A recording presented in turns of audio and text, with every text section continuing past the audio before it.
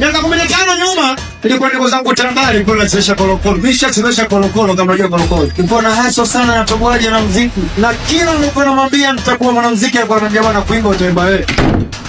Ukiwa na kesho kubwa sana, unakumbana matatizo makubwa sana. La muhimu ni kutokata tamaa kwenye maisha. Maisha yetu yamejaa mazuri, yamejaa mabaya.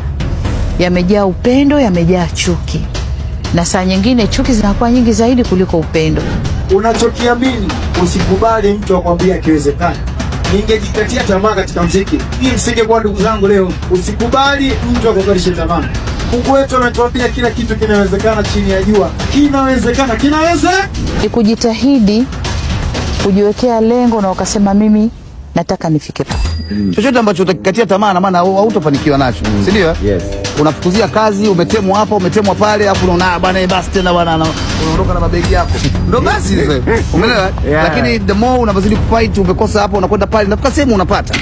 Umejaribu mara ya kwanza umeshindwa, sio mwisho wa safari. Jaribu tena, usikate tamaa. Umeenda kwa mtu huyu amekataa kukusaidia, usikate tamaa. Siye mwanadamu pekee aliyeko duniani, mjaribu na mwingine, usikate tamaa.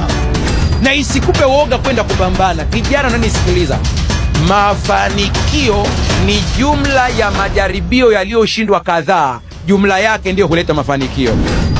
Ndani yako iko kesho kubwa imejificha. Hata magumu uliyopita yaliruhusiwa na Mungu ili yakutengeneze ufike hapa leo.